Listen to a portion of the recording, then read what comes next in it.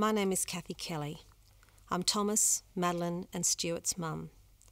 We lost Thomas in 2012. He was murdered on his first night out in Sydney.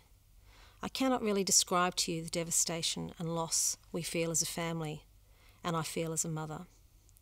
No family should go through this. Young lives should not be cut short like this. We started to look at how this could have happened, and the more we looked into how our culture was changing, the more we became alarmed.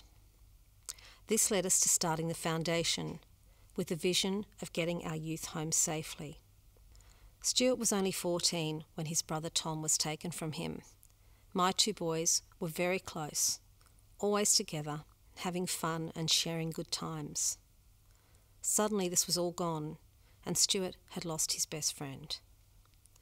Stuart supported his brother and the foundation as he didn't want other young people to experience the same loss or for someone else to die needlessly. Stu finished the HSC in November 2015. His future was bright as he looked forward to the next stage of his life. Just as he was starting university, the family was publicly targeted through taunts, abuse and threats. Stuart was directly targeted. A young man taking a stance on social values and speaking up against violence became the target.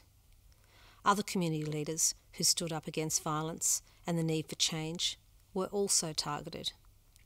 Certain media organisations appeared to be looking for a story. Stuart commenced at Sydney University. He was a little nervous about the start of this journey, but nothing out of the ordinary. Less than 24 hours later, he called us to come and pick him up, after just one night on campus. Something had happened. He was extremely distraught, and we had never really seen him like this, except for when Tom had died. Stuart was used to college life, as he was a boarder through school, yet something had happened so bad that night that he could not stay there or ever return to university in Australia. When we got home, Stuart went to his room that day and he barely came out for the next 2 months. As he started to reappear from his room, he started to ask questions and talk about his desire to go away, to restart his life and live in London. We didn't really feel he was ready to go on his own, given the circumstances, and we were not in a position to send him in the immediate future. Stuart often talked about leaving. Stu was working at Royal North Shore Private Hospital and also back at his old school coaching rugby. He seemed to be getting his life back on track.